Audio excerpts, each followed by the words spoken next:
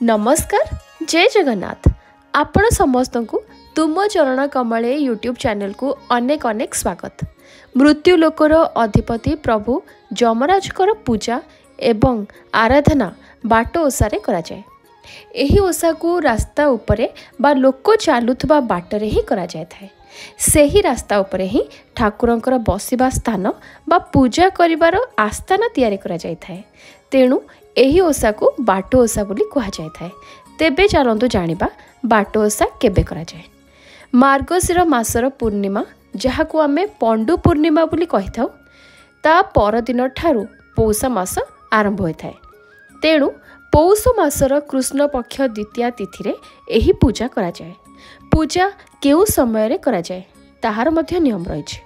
पूजार समय चंद्रंकर उदय उपरे निर्भर करिथाए।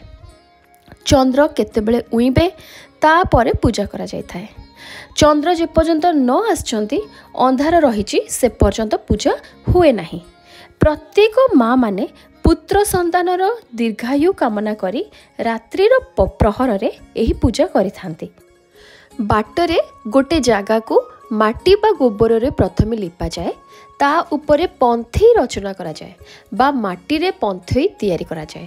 अर्थात चारि कोणिया गोटे कोठी करा जाए एवं ता मध्य रे गोटे गात खोला जाए।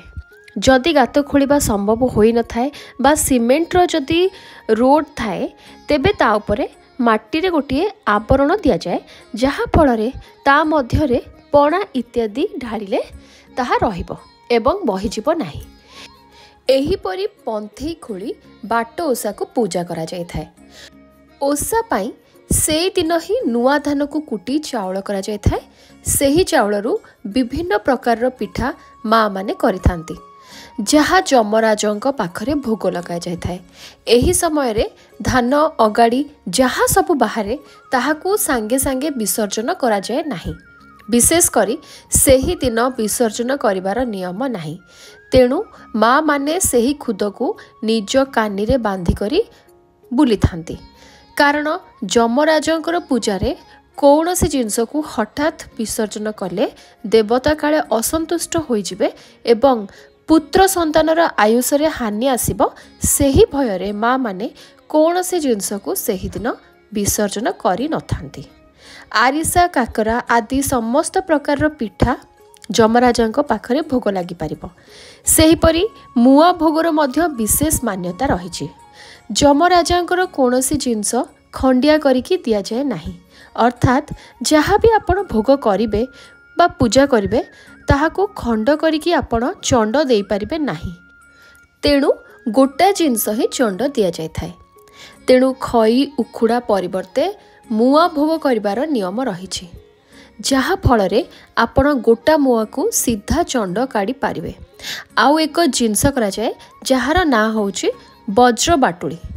बाटुली माने गोल गोल गुली भली जिनसटिए ताहाकू पिठार जंतणी रे तैयारी करा जाय थाए। एहाकू जेते दूर गड़ा जाए बा माँ माने जेते दूर फोपाड़ी पारंती ताहा आयुष रे सेते वृद्धि कराय थाए बोली मान्यता रहिछि। तेणु एही दिन वज्र बाटुली निश्चय भावे भोग लगाइबा पाई एवं गड़ेबा पाई प्रस्तुत करा जाय थाए। एहा एक कृषि भित्तिक पर्व होइथिबारु ओडिशार विभिन्न कृषक परिवार मानक मध्यरे एहा पालन करा जाय थाए एवं वनस्पति मानकर विशेष व्यवहार मध्य परिलक्षित होइथाए। गोटे विशेष वनस्पति होछि वज्रमूली। सेही वज्रमूली गछ को चयन करिबा सेही दिन काठिकर पाठ होइथाए। कारण माँ माने ताकू जाई बण मध्यरु संग्रह करी आनी थांती। एही वज्रमूली ओसारे किपरि व्यवहार हेबो मु आगु आपण मानू कहिबी। माँ माने रातिरे एकत्रित होई जाई सेई पंथी पाखरे मिली थांती।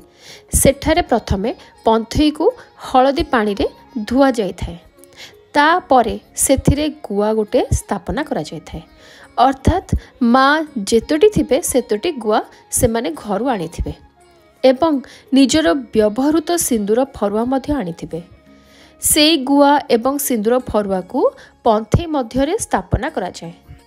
अर्थात पंथी मध्य रे जेउ कोठी होई थाए ता मध्य रे गोटी गोटी करी गुआ एवं सिंदूर फरुआ को रखिबे। ताहा मध्यरे ही जमराजा को आवाहन करा जाए। मने मने आवाहन कर सारिबा परे जमराजा को मध्य हलदी पानी एवं शुद्ध जल रे स्नान करा जाय थाए। परे सेथरे घट स्थापना करा जाय थाए। घटरे पंचदेवता अर्थात गणेश, नारायण, रुद्र, देवी दुर्गा एवं सूर्य को आवाहन करा जाय थाए। घट को जोपरि स्थापना एवं पूजा करबा कथा आपण माने जानछंती बा नित्य पूजा रे करूछंती सही परि भावे एही पूजा करा जाय थाए एवं भोग मध्य लगा जाय थाए। ताहा परे पुनर्बार जमराजा को पूजा करा जाय थाए। तापरे चंदन, सिंदूर, फूल, धूप, दीप आदि दे जमराजा एवं चंद्रगुप्त को पूजा करा जाय थाए।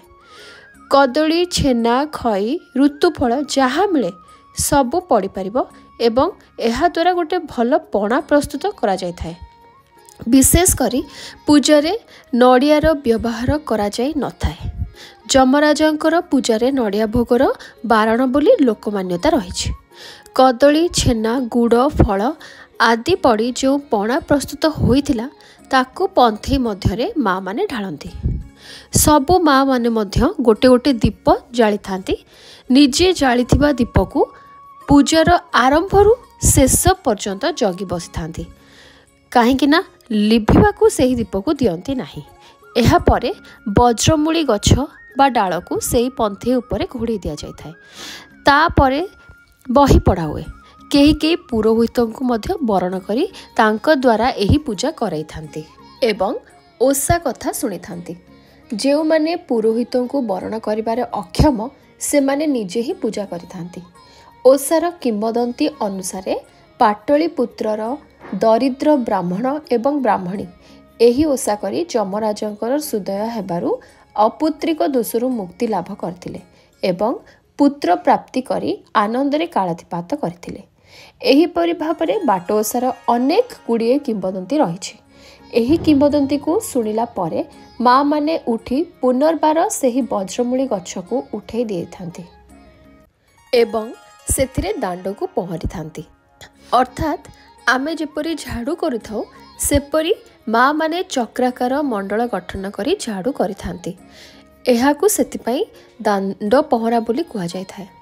तापरे जो वज्र बाटुली तैयारी करथांती ताकू दांडरे गड़े दै थांती। जहार बाटुली जेते अधिक बाट गड़िला तार पुत्र संतान सेते पर्यंत बंचियो बोली मान्यता रही। पुनर्बार जमराजांकर आरती इत्यादि करी पूजा को समापन करा जाए एवं विसर्जन दिया जाए। तापरे समस्त पूजा सामग्री को माँ माने निज साड़ी रे धरी नदी किंबा पोखरी को नहीं विसर्जन करिथांती। जहाँ भोग थाए सेथि मध्यरु गोटिए आनिकी सेही पानी मध्यरे पाई थांती। गोटा फल को ही से माने खाई थांती एवं अल्प टिके पानी पी थांती। विशेष करी जेउ माँ मानकर मनस्कामना पूर्ण होई न थाए से माने सेठारे बुड़ पकई ओदा लुगारे घर को फेरी थांती। आउ जेउ माँ मानकर मनस्कामना पूरा होई जाय थाए से माने टिके कोहल करी केवल पानी छिंची होई घर को फेरी थांती। घर को फेरी जो माँ मानकर मानसिक पूर्ण होई नाही से माने कठोर नियम को पालन करथांती। सेजरे सुअंती नाही, तले कुटार आसन बा सप पकई तापरे सोई थांती।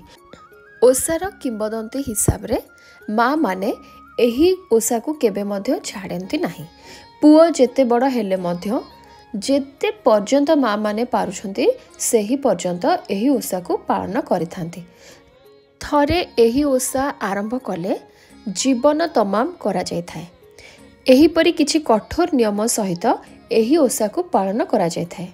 आजिर भिडियोटी जदि आपण मानकु भल लागि थाए तेबे लाइक करिवे, अन्य मानक सहित शेयर करिवे एवं समस्ते एही चैनल को सब्सक्राइब करंतु। रहिली काली आउ गोटे वीडियो सहित आपण मानक आगक आसीबी। नमस्कार, जय जगन्नाथ।